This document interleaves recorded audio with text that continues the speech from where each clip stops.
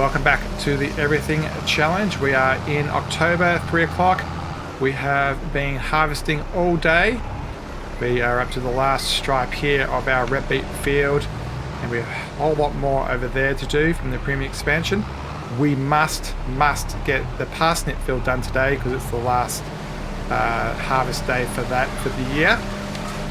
We've got this trailer full of red beets. Out there on our right hand side we have our rented cotton harvester who's doing an okayish job. The AI is acting a little bit weird sometimes. That field over there is probably going to be a good 2.5–3 hour real-time harvest. Yeah, it's got another hour or so to do real-time. Yesterday, last episode in October, we also got our sunflower field done. That's on the far side of the property over there. And that land is going to be our destined land for new productions. So once we get this stripe done, we'll connect these two trailers together. The other one's empty right now. Dump these off and then get the harvester moved over to the new field.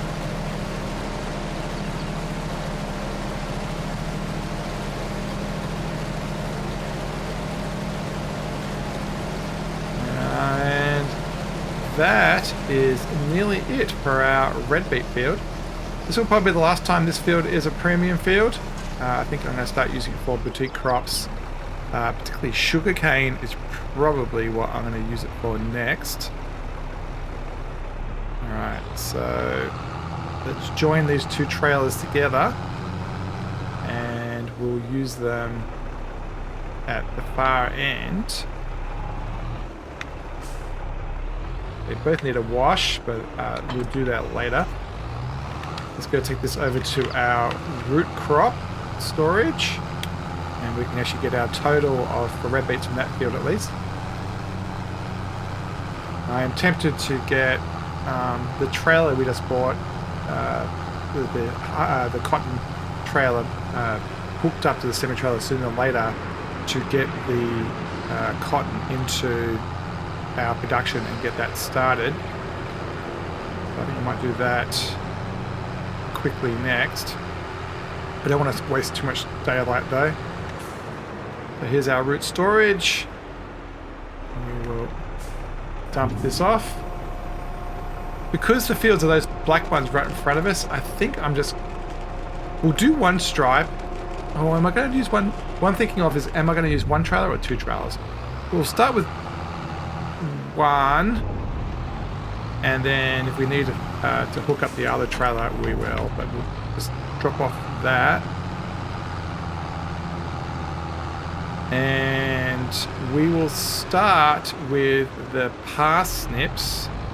I don't know which one the parsnips is. I have to jump out and use our person to have a look. Alright, so which one is the parsnip? So this one is red beet, carrots, and so it's going to be this far one, parsnips. Yeah.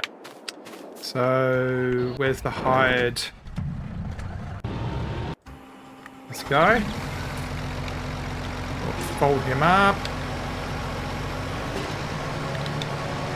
and drive him over to the field. I think I might cut across the cotton field since we can do that without crops destruction. Got a lot of weeds and everything. Our planting season, which is about to come up, is going to be very, very busy. Oh, looks like we just got a new bale unloaded. Alright, let's unfold this. Yeah, I'll just run that truck around to this end. This is our root storage, root crop storage area up here. Haven't been up here for a while. Lower that down. Let's see if I can line this up a little bit better. And we'll jump across into this guy. Quickly run around and start another harvest. But before I do that, for a couple of seconds, I am going to go pick up those bales and get them into the production, since there is two of them. So Let's jump across to the semi. There it is. The day is getting dark. And we must get these parsnips done. I think because it's so dark, the other 2 crops I will just do tomorrow, and I'll accept the daily fee.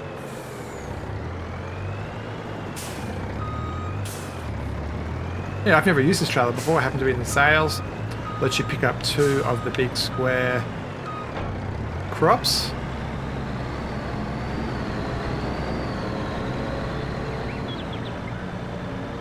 Yeah, with a like a walking bed.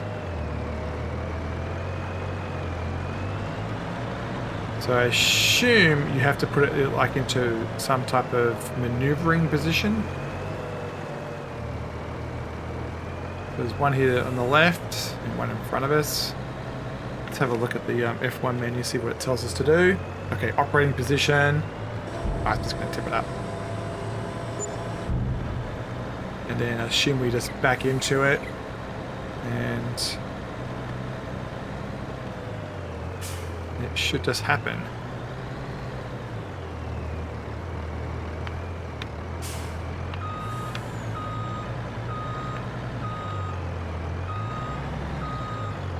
Auto loading, that's cool. Drop that down, come over and pick up this other one. That's cool. Yeah, I've never used that before. Let's not drive over the crop that we can still pick up. Yeah, I've always used the little red trailer that only has one bay.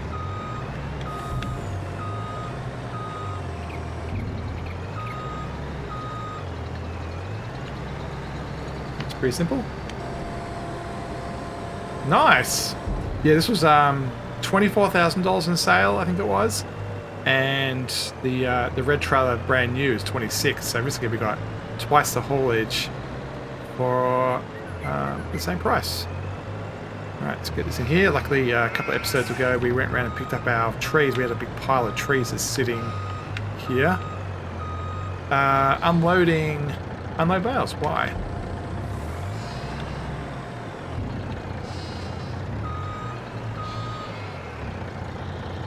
There's one. Oh. Okay, let's be careful about doing that. I think I might need to... Yeah, okay, I haven't done that before. I need to learn how to do that. I might need to get rid of these trees and yeah, come in backwards. So rather than do unloading it right to left, unload it left to right. For that, for the spinnery, should pick it up. Spinnery, here it goes. And activate. So it hasn't consumed that yet? Oh, you know what I did wrong? I put it in the I put it in the spawn position, not the unload position. That was silly. Well, we get to practice using this thing now.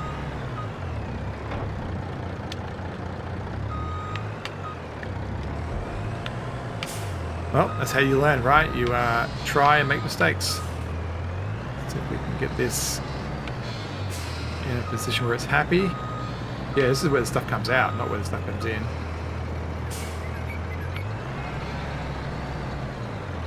This other one might be really tricky. Yeah, we're going to have to approach it from the other direction. Try not to drive over the crop here.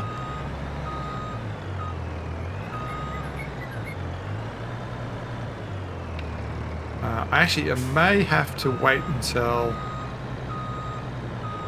that crop is done. Yeah, I'm going to wait till that crop's done. We'll get this one unloaded first.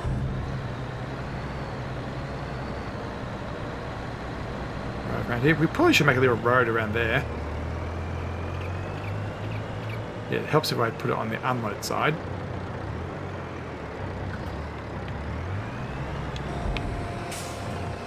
Let's try that again.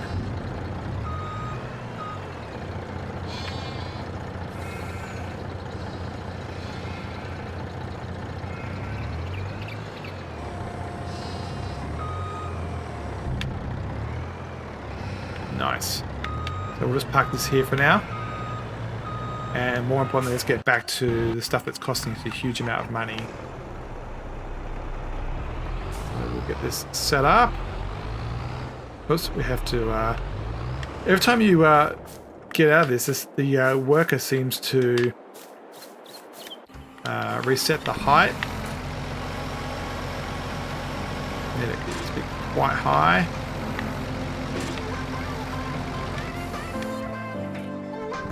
And you can start. And we can start this. And let's get the premium done. And we'll see you at the end of another long time lapse.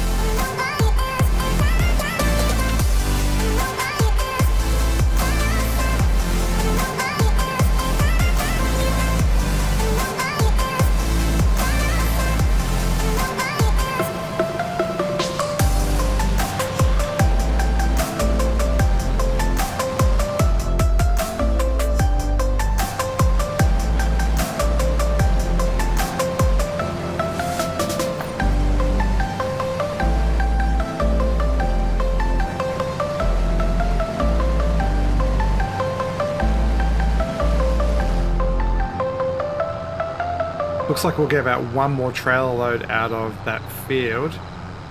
I'm going to put these two in the root storage because my plan is to put down the other premium expansion production, and I want to make sure that we have some parsnips for it. There's one load in the soup factory already, and we'll just dish out these last ones as needed. The production's not going to start until we have all three for tri soup anyway, so that's not the biggest concern. So we'll get these in here. If we have, we'll just have to double haul it, which is fine. Yeah, I like this silo mod. It lets you put root crop somewhere. There is other silo mods which just puts it in a big container, so it's no different to how flour and stuff gets put away. But this, I like how this is much more realistic and how it's done in the real world, particularly for potatoes. From a capacity point of view, I believe it holds 500,000. No, 800,000. Good. So we should be all right. We've got 300,000 or 400,000 potatoes. Yeah, we're going to get up to about 600,000 though. It's not going to be an inconsequential number. I've been thinking about, do I want to go through the night? And I think the answer is no. I just don't think I'm interested in continuing to do this while it's dark. Oh, look, we're getting a hay bale. No, hay bale, a cotton bale coming out right now. That's cool. Another one. But yeah, we'll finish off this parsnip stuff because the this harvest season is now, and then we'll call it a day. After this, I'll run around, do all the water for the the flowers and the mushrooms and the gold mine, and we'll double check that we have some methane available. I'll check that actually in a sec. While this does a U-turn.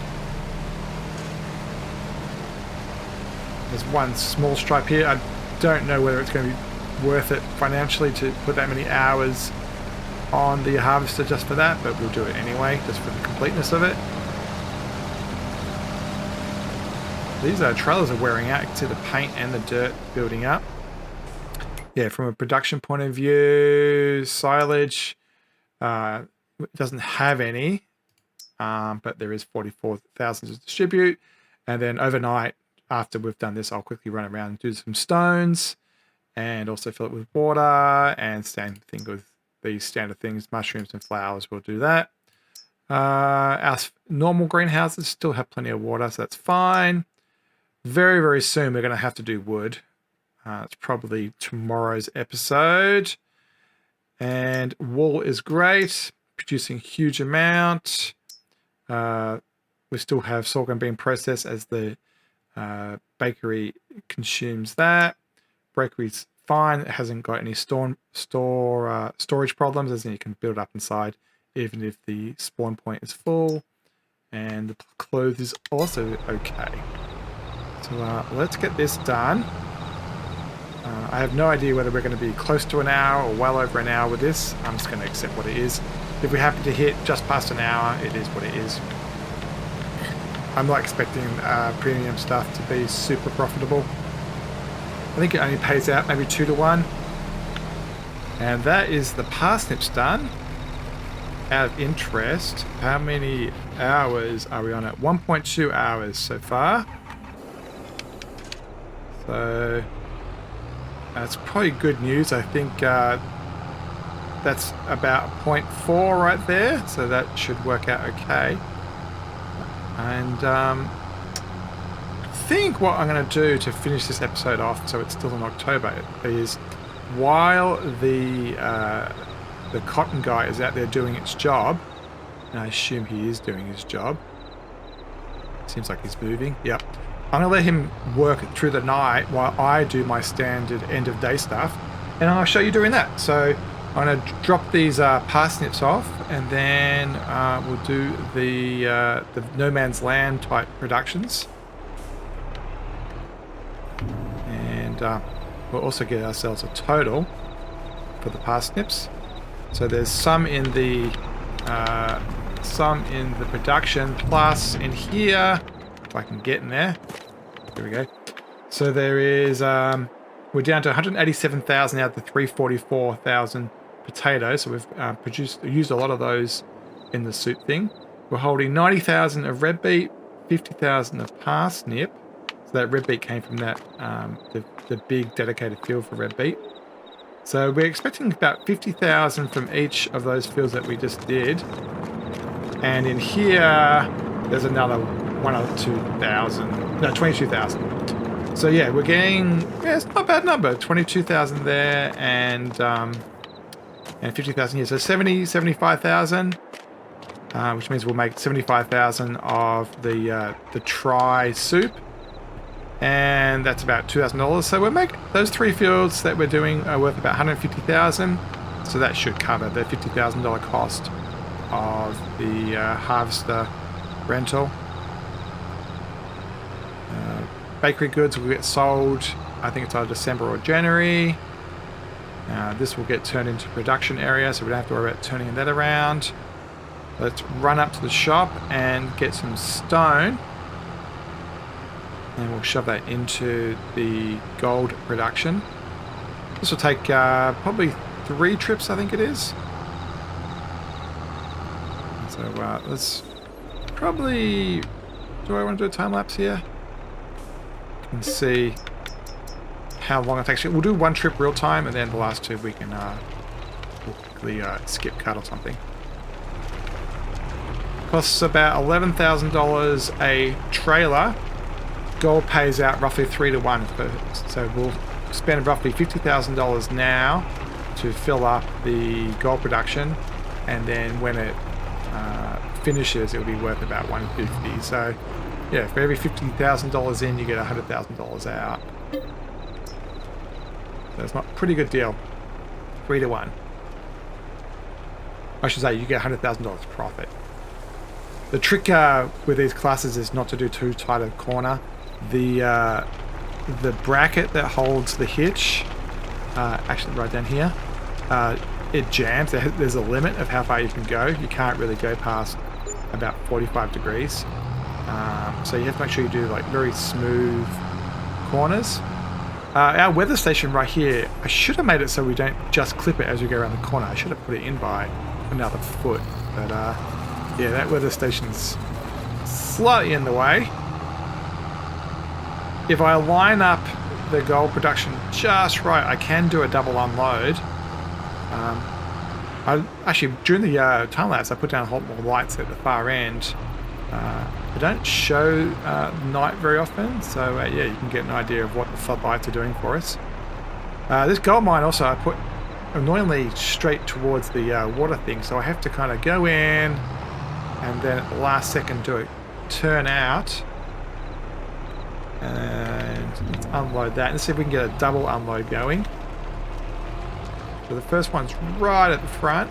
There we go. Double unload. So you have to kind of go really in deep and then turn at the last second. Only a couple of feet in it. That's one load. That gives us 45,000. And it takes about 100 or something, 110. So let's go do 2 more laps.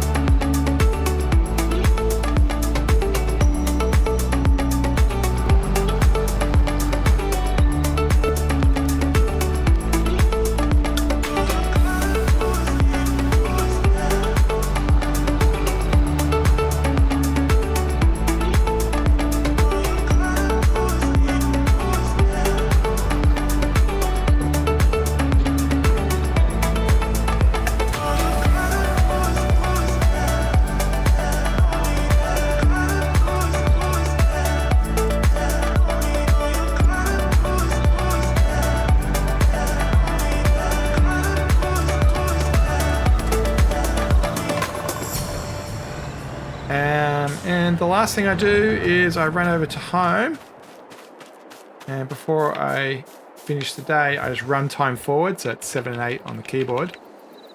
You get paid on the hour, so once it gets to 11 PM, we'll be at the maximum amount of money we'll have available for the day. Actually, what we're doing, the harvester's out there in the field. If the harvester wasn't running, I'd run the time forward, and then what happens at midnight, just before midnight, somewhere like 11:30 PM, I pay down my debt. And so because you pay your loan interest at midnight. So yeah, we'll jump out to the field where where this guy is. How much more does he have to do? Not too much.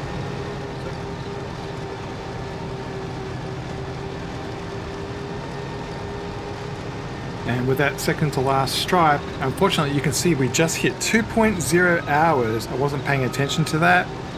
The value of the cotton for these last couple of stripes probably wasn't in the realm where it was worth doing the extra time, but I wasn't paying attention. I was more paying attention to whether we were going to hit midnight or not, rather than the actual hours used.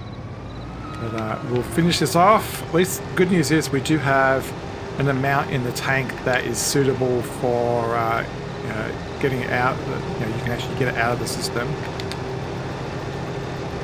We'll quickly do the stripe. Got an hour and a bit left in the day, so that's not a problem anymore. Hopefully we can, in the dark, find those last couple of stripes. Since we're over the hour, we might as well use it as much as possible. If we happen to hit 100% and push one out and then start a smaller one, we can give up on it, because you have to have like 20% in the tank to push out a partial bale. Cotton does take a lot of material to build up any supply, so it has to be quite a large swath, quite a large field area to produce a fair few percent. So that's this corner done. This will be the last time this area is probably ever a field. This will turn into a production area. I think the first one to find is over here. I see a bit of a white stripe out there next to the rock. It's just the side of the field, I think. And then, yeah, one other one there in the middle. And that should be it. Might just be enough to get close to 100%. As I said, it doesn't matter. We can always make a partial bale.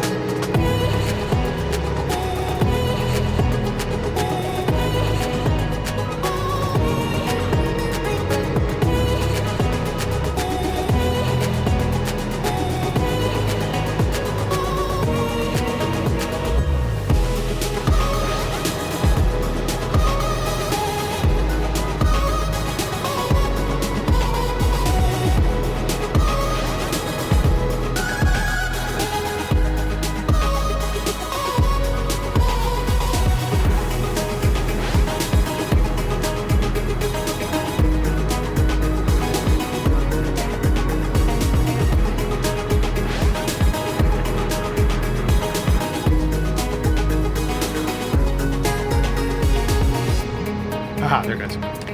Unload unfinished bale. I had to go in and out a couple of times before that allowed me to do that. Let's wind this up. And then we can return it to the shop. We'll still have the harvester for the premium stuff still hired overnight. Thank you for your service, and we return that to the shop. So yeah, 2.1 hours in the end.